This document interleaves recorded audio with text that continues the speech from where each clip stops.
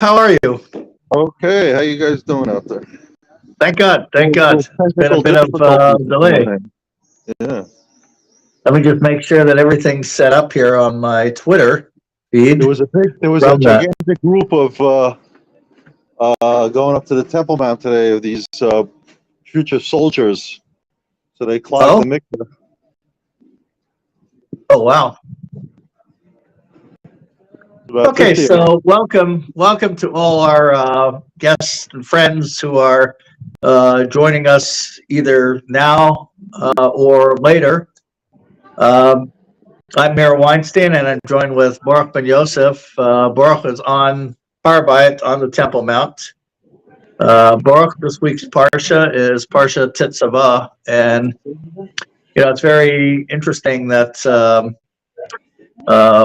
there's a lot of things we talk about. We talk about the Kohanim, the clothing, the garments, the stones for the breastplate for the Kohanim, and also in this Parsha, Moshe Rabbeinu, his name is absent in this Parsha. Um, it really speaks high of Moses, the personality, that he was ready to sacrifice everything for the Jewish people. And he said to God, if you're going to destroy the Jewish people, then take me away as well. And therefore his name was not mentioned in this parsha. We're a generation that doesn't have leaders.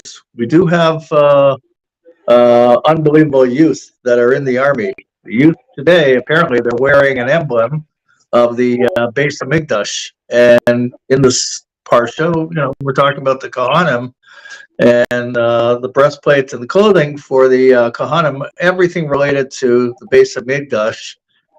And there's a debate going on right now. I think it's a very sick one about Ramadan is right around the corner. And every year we've seen these Hamas rallies on Ramadan and chants to kill the Jews. Uh, uh, it's like that we even have to pay attention to uh, these demands that we should let the poor who to come up to Temple Mount and yell, "Let's kill the Jews." Uh, what do you have to say? Well, I think the core of the problem is the whole democratic system and the concepts that it professes of freedom of speech and everybody's equal under the law. And obviously, as Rabbi Kana taught us, that Torah and Judaism is diametrically opposed to democracy.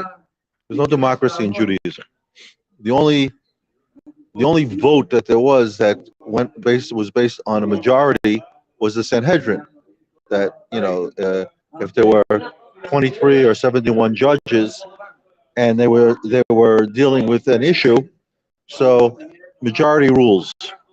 But even then, even though majority rules, it was always the head of the Sanhedrin that was last, because if he gave his opinion first, nobody could object to it, because he was the head of the Sanhedrin. So really, Torah professes a a hierarchy that basically runs the show, whether it's a king, as we're told to appoint a king, or whether it's a Kohen Gadol like this Parsha, the high priest, or whether it's the head of the Sanhedrin, the high judge, um, or the prophet, who's Hashem's um, direct voice of the direct voice of Hashem in this world. We basically don't believe in everybody has an equal vote, everybody's equal under the law, and there's freedom of rights, and there's the Geneva Convention, and all these things. We don't believe in that. The fact that the state of Israel and the Jewish people want to be part of the democratic world is one of the problems of the Jewish people today. That we're unfortunately have subjected ourselves to the precepts of the Western democratic world, and based on that, everything is conducted. Whether it's the war that we're fighting now is conducted based on rules of war, international rules of war. Like just yesterday, the chief army prosecutor came out with a statement of how all the soldiers are obligated to obey the rules of war, international rules of law. Yep. Which is totally ridiculous. Okay, I mean, these guys are fighting, and so based on these rules of war, they can't make use of private property while they're fighting in Gaza. It's absurd because everything that the army doesn't provide them with a place to sleep and guard themselves from being attacked, so they take over somebody's house, right? And they sleep there, and they use the people's beds, and they use their their blankets, and they use their stove, and so basically the army prosecutor is saying this is illegal. Everybody who did this is going to be investigated. These guys are putting their lives on the line. A lot of them are giving their lives, or being wounded, and they're fighting this holy war against Amalek. And then when they have to hear this, I wouldn't call it insanity. I mean, it's insanity, but it's worse than insanity. It's evil. It's evil that comes from these lawyers and legal advisors, and who base everything again on this international Goyish, non-Jewish law. Yeah, these are the people that I saw before. מאיפה אתם? Wow. יופי, חבר'ה, יופי. ברוכים הבאים להר הבית. They're from a school in the Golan that going to be going to the army in the future, and they're here on the Temple Mount for the first time. Wonderful. So Well, let me just to our who's ever watching and sharing this and that, let me just qualify what you said, because to some people that's going to be very foreign. But let me just break it down for a moment. In the Western world, there's unprecedented anti-Semitism today, especially since October 7th. And these are in democratic countries. And because of immigration that has come in from Islamic countries, those who are leading the charge of the anti-Semitism, holding these pro-Hamas rallies in Western countries and screaming death to Jews and from the river to the sea and to destroy Israel and throw the Jews out and kill the Jews and et cetera, et cetera. And there's unprecedented physical attacks also going on. This is happening in Western democracies. And in spite of laws that are in the books that we thought years ago for sure are protecting us, because of the demographic shift that has happened in these Western countries, those laws are not being enforced at all. And you have to draw your conclusions. In Israel, we want a Jewish state. We have Jewish law. We have Jewish values based on the Torah. And we believe they are definitely superior to what I just described as what goes on in these Western countries. Politicians, even according to the Pirkei Avot, ethics of the fathers, they can be bought, they can be bribed. Don't put your trust in politicians. And that's exactly what's going on. Who's standing up for the Jewish people? When Joe Biden sets up a task force to counter anti-Semitism, he includes a pro-Hamas organization, CARE, to be part of this. And our envoy to combat anti-Semitism in the United States, Deborah Lipstadt, she doesn't say a word about CARE or anything.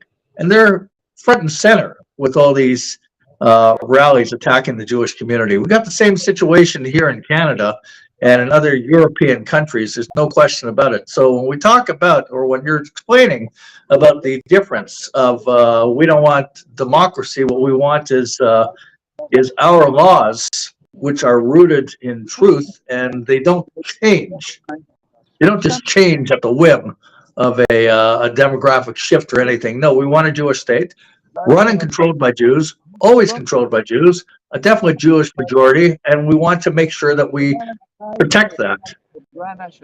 Go ahead, Baruch. Okay, well, what you pointed out is the basic core of the problem of democracy. In other words, when these countries were created, they were created on a certain basis of law and concepts and ideas, and because of a change in the demographics, now instead of it being based on certain precepts, now it's based on different precepts. The ones that are are more aligned with Islamic ideas. So we have this crazy situation where countries that were basically Christian countries, like in Europe, they are slowly be taken over by the Muslims. Some of them are waking up, like we have in Holland. We have the I don't know if he's the prime minister or president there, but he's openly calling for the expulsion of the Muslims that have come into Holland and changed the demographics in Holland and other countries like that. Other countries were smart enough. Poland was smart enough to let them in, and other countries like that. So you can't have a Jewish country and have this this very large population of Muslims that are, openly call for jihad, openly call for a holy war to eradicate the Jews, that to pray every day up here on the Temple Mount and in their mosques to kill the Jews. It just doesn't work. And that's what Rabbi Kana was trying to get across to the people, whether using Torah precepts or whether just using plain old simple logic. And that's why he always said, I mean, what was his main thing against democracy was, can the Arabs have enough babies to democratically turn the state of Israel from the state of Israel into the state of Ishmael, to a Muslim Arab state?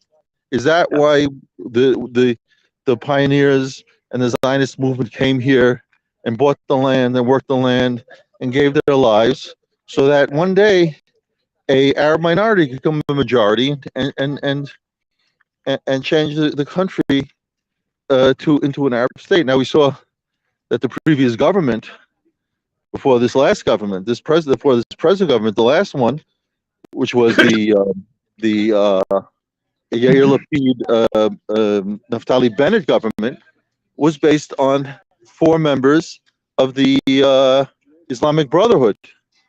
Yep. Abbas and his 3 cronies. I mean, that was unprecedented. Even the left never would have gone in that, would have gone there and based the government on having Arabs, having it based on Arab Knesset members. So we see here a steady, we see a situation that has developed where it's now become legitimate to use Arab Brotherhood supporters who are in our Knesset to form governments, and obviously, and they committed to them like 50 billion shekels, which is like $15 billion of government money to buy them off, to get them to join the government. I mean, this is where things stand in Israel. So today, now I'm not saying there aren't people that are Arabs and Muslims that don't support the state of Israel and are serving the army. There are individuals, and as individuals, these people can be accepted because they have shown that they support the state of Israel, and they are willing to give their lives for the state of Israel. People like that can be accepted, but for the majority of the Muslim Arabs would rather see the state of Israel destroyed. Those people should not have any kind of legitimacy and should not be allowed to determine the fate of the Jewish people or the state of Israel. And that was the basic premise of Rabbi Khan's party, which was banned ultimately because, again, the so-called Democrats don't want to face the truth, don't want to face reality, would rather bury their heads in the ground and try to ignore that this Arab population has grown to such a point where they pose a threat to the state of Israel. Luckily, this time, this war broke out. The Arab population of Israel didn't revolt like they did in the in the operation that took place a few years ago, where they had open, they openly rose up, and while we're fighting in Gaza, they're attacking Jews and murdering Jews in the Israeli towns of Akko and Lud and other places. So I think that the attack by Hamas took them by surprise. It took the entire Arab world by surprise. Even though Sinwar, apparently the Israeli army found yesterday documentation showing that Sinwar, the head of the Hamas, had reason to believe that once he started the war, that they would all join in, including Hezbollah in Lebanon and all the rest. So apparently, I don't know what went wrong. Maybe the attack was, I don't know, maybe it wasn't coordinated, or maybe it was too outrageous even for the these other groups to really want to involve themselves in something where they realize that the Israeli people weren't going to take it this time like they have in the past, and the entire mindset of the people here has changed to the point where like my youngest was in Gaza for 2.5 months, and he said the unity amongst the soldiers is unbelievable. There's no left, there's no right. There's everybody's together. Everybody wants to win the war. They want to defeat the enemy. Here we are on the eastern side of the Temple Mount. Okay, and we're praying here for the success and victory of our soldiers in Gaza and Lebanon and wherever else. And those that were wounded should be Hashem should heal their wounds, and the families of those that were killed and the hostages and so on. Hashem should deliver their freedom. Whoever needs freedom, whoever needs consolement, whoever needs good health. Yeah. We have here Yudah Glick now giving the prayer for the state of Israel. And again, it's funny, after I want to throw a question to you, Baruch, to get your perspective on this. I mean, I know what it is, but for our viewers. So, you mentioned the attack on October 7th, and that's Simchas Torah. And many Jews were looking forward to celebrating Simchas Torah, getting prepared, or already in shul. And such a special day. And also, we commemorated 50 years since the Yom Kippur War. We were attacked on Yom Kippur. So we're attacked on Yom Kippur, our holiest day. And we're attacked on, supposed to be our happiest day, Simchas Torah. And then all of a sudden, we have this barrage of saying Israel should permit unrestricted access for the Muslims on Ramadan to go up to the Temple Mount, and all they want to do is pray. But we've seen their whole history of what they do is with Hamas banners and Khyber Yehud calling for the death and eradication of Jews on the Temple Mount. There is like no respect for our holy days at all. And somehow they flip it around, and the media starts fighting for this. Oh, but the holy month of Ramadan. I want to hear your perspective, Baruch. Again, there's two problems.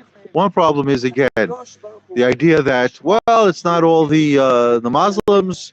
Um, there are those Muslims, like they said in Gaza, the non-combatants, those not involved. They should be protected. We don't want to harm civilians. In the meantime, those were the same people applauding the ones from October 7th who were murdered, raped, and Sure. maimed, and so I don't believe in non-combatants except for those people that will openly support Israel and join our effort. Like I said, there are Muslims that serve in the Israeli army, and they have decided to throw their fate in with ours, and those people I'll respect. But people that are so-called non-combatants, there is no such thing. You have to choose a side. So that's one issue that has to be considered. That you're not that no such thing as non-combatants unless you got to choose sides. And the second thing is um, the galut mentality, the exile mentality that you would think by now, after over 100 years of Zionism, 100 and I don't know, 130 years of Zionism, and you know, building settlements in the state, and fighting and wars and so on, that we would have rid ourselves of this exile mentality. Right. But a lot of people still have it. That everything is, well, what are the Europeans going to say? What is Biden going to say? What are the Americans going to say? What are the UN? They're taking us to this court in the Hague, and they're always concerned of what are the enemies going to say. We of course we want to make peace agreements with Saudi Arabia and with the Arab Emirates and this and that. So it's there's no, how would you say it? There's no focus on the ultimate goal of what we want to accomplish here, because they're busy with all these sideshows, making peace with the Arab world, having all the people in the world support us. We're fighting a just war, and they don't say how could it be that after what happened on October 7th, like you said, this tremendous rise in anti-Semitism. But to me, it makes total sense. It makes total sense that because they hate to see when Jews, they saw an opportunity that went by where they were hoping that the Jewish people would be eradicated, the state of Israel destroyed, and the Hamas didn't succeed. Our guys fought back and threw them out and went on the offensive, and that got everybody upset. How could it be? This was their opportunity. So if you don't understand, like Rabbi Khan would say, if you don't understand everything, you don't understand anything. There's no. I understand 70%. I understand 80%. So you've got to understand everything. There's an entire picture here, and if you miss a small part of that picture, you're missing everything. So, and that's it. That's the story. They're busy doing other things. Um, they're worrying about settling all the land, freeing all the land from the enemies, creating a real Jewish state based on Jewish principles. They're not doing that. So, unfortunately, again, if we don't choose to do it on our own, Hashem, has his own schedule of the way things are going to be done. So if you can think that you have all the time in the world. And I remember once, many years ago, when I don't remember exactly when they were murdered. Friends of ours, Mordechai and Shlomi Lapid, who were supporters of Rabbi Kahana. They were Kiryat Arba residents. They were murdered. Mordechai Lapid was one of the first refuseniks from Russia who escaped, and he was the first person to come out and say openly that Menachem Begin is gonna sell out. I mean, everybody thought he was crazy, but he was 100% right. In any event, the reason I'm bringing up Mordechai and Shlomi Lapid was that I remember at there was the first Yort site, or was the whatever, there was an event in their memory. It was a big group of people came, and they had a general from the army who was considered, on the left side, who was a friend of Mordechai's, and he got up and spoke, and he said, "We all want the same goal. We want, geula. We want redemption. But there are those that want it like Mordechai want it now, and there are people like me that are willing to wait a long time for it. So it's like, yeah, how long you want to wait till we're all dead? I mean, well, seriously, that was like in the before the Holocaust. There was Jabotinsky was going around telling everybody, get out, go to Israel, save yourselves, join the movement, or stay here and ultimately die. And most of them chose to stay and die. They thought that they had, time aside, but it's not. It's, like I said, Hashem has his own clock. Yeah. And Yeah. you have to, you can't say, well, I'm just going to wait it out. Waiting it out is not, it's like this past Shabbat, I gave the Torah speech in the shul, on the shul Friday night. And I said there are three opinions about how the third temple is going to be built. The first opinion is the opinion brought down the Jerusalem Talmud, which is, the Eretz Israel Talmud, which basically says that we built the Beit HaMikdash before the Messiah comes, before the Mashiach. So it's up to build. We can do it right away. We have to start right away. I mean, we objectively have the means and the means to do it. We just don't have the will. And obviously, there are a lot of people that object. But if we had the will, and we should be doing it right away. Then there's the opinion. Some say it's the Rambam's opinion. I'm not really sure, because the Rambam says one place he says the temple will be built by the Mashiach. Another place he doesn't mention the Mashiach. Another two places he doesn't mention the Mashiach. So I'm not sure. I think the Rambam basically says the best way to build a temple is to have the Mashiach, have the king run the show. But alternatively, if we can do it before, that you don't have to wait. The third crazy opinion, which I call, some people got upset because I called it the Rashi Tosfot opinion, which some people want to show that Rashi really didn't hold that way, but this idea of the temple falling from heaven, built and falling from heaven, a building, which the Rambam would say is total heresy to believe such an idea. But a lot of people, I'm sure if you ask a lot of people, religious people, they believe it. They believe we don't have to build a temple; it's going to fall from heaven. So when you pose that, when you say to people, well, that temple would not be kosher for use because you didn't build it. Well, it'll come down, it'll be missing something, we'll have to fix that, and then it'll be kosher. That's their excuse. They always have an answer. Okay, in any event, I said that the last week's portion proves that, in my opinion, that this wouldn't be, not only wouldn't happen, but Hashem wouldn't want it to happen. And the reason is, the Parsha itself, last week's Parsha, this week's Parsha, both, it's all doing, making, it's all we're all being proactive. It's not sitting back and waiting for something to happen. The temple falling from heaven, or Hashem bringing us here on wings of eagles, and all kinds of crazy ideas that it's just allegory. All these things are allegory, taken literally, but people love to take this stuff literally. So the Jews sat there in the exile and thought that Hashem's going to come with wings of eagles and take them to Israel.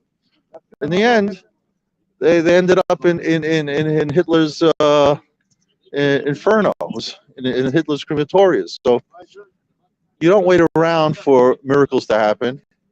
You have to be proactive. You have to be proactive to come to Israel. You have to be proactive in building the temple. You have to be proactive in building the Kohanim's clothes and all the vessels and everything. I said that's what the portions tell us. It's constantly do this, do, make a temple, make vessels, make. But I said interesting is that there's a midrash that was last week's portion that's relevant for this week, and it's relevant for everything because it says basically that we believe this concept that there's a spiritual temple in heaven, which the temple on earth is like the temple that we build on earth.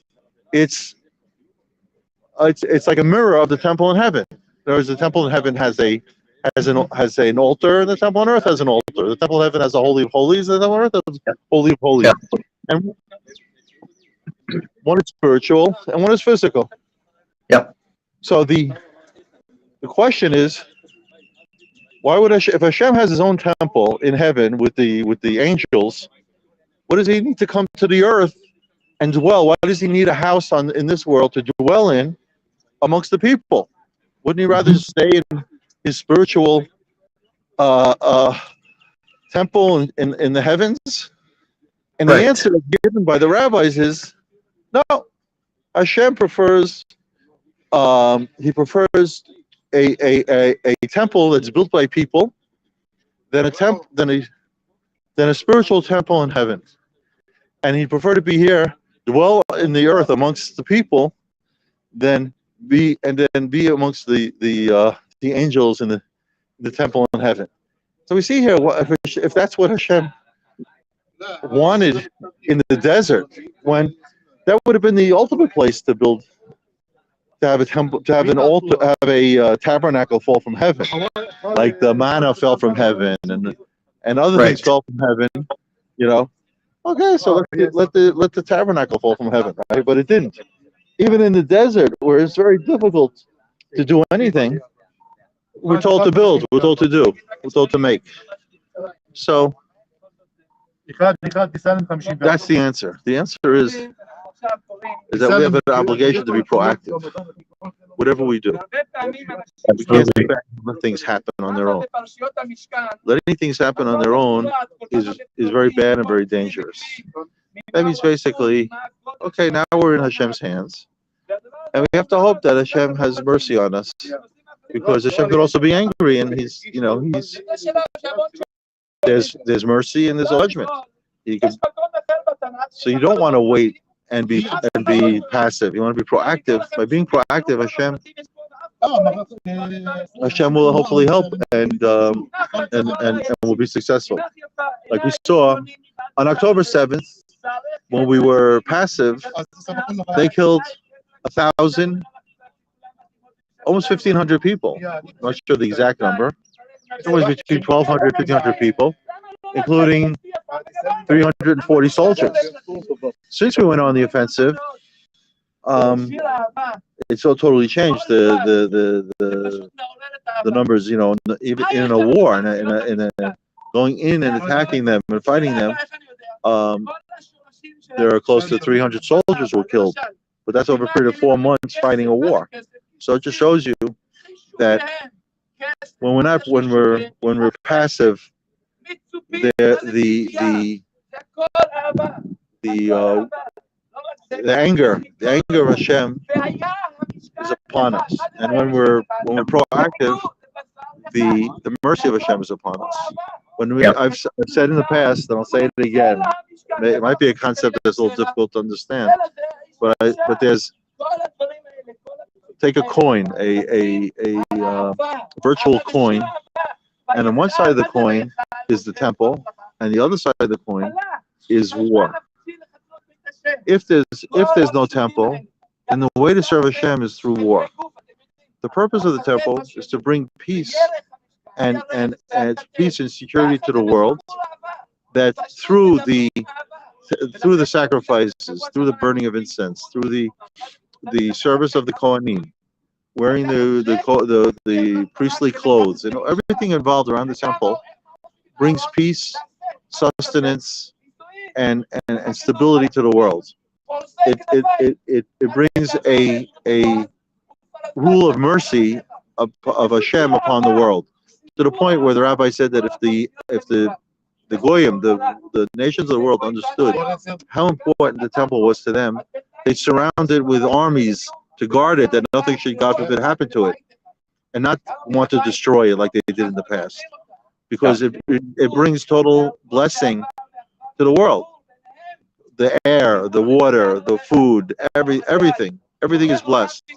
But without the temple, then the way to serve Hashem is through war. In other words, it's just fighting the evil. The evil, the evil can't exist. We have to fight it. If the temple stands, then the evil has no place. There's like the only period in history where you could say there was true world peace was when Solomon built the first temple. Yeah. And only once there was a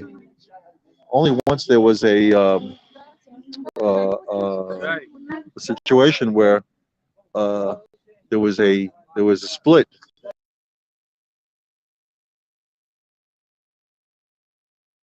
Well, Baruch, you just froze a little bit. Let's see if it changes.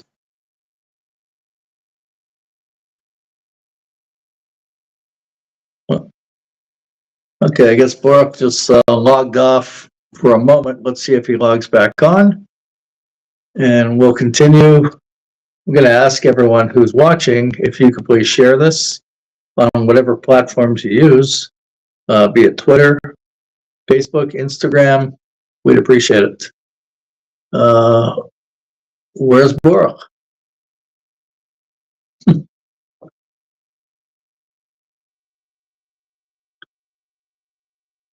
Well, unfortunately,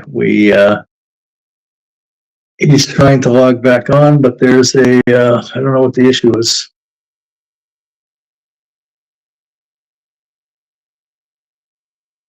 Pretty strange.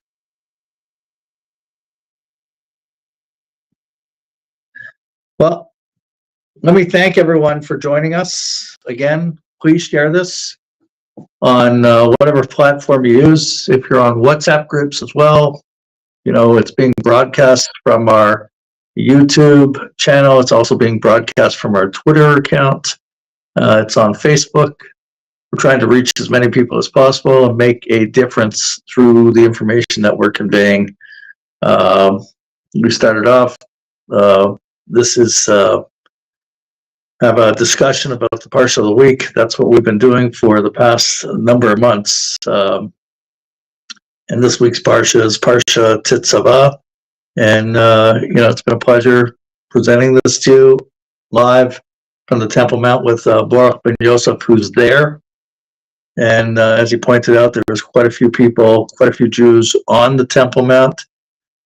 So it's just a wonderful experience. And we're living in historic times. And we have to reclaim our identity and our rights. So thank you very much. Please share this. Shalom, shalom. We'll do this next week.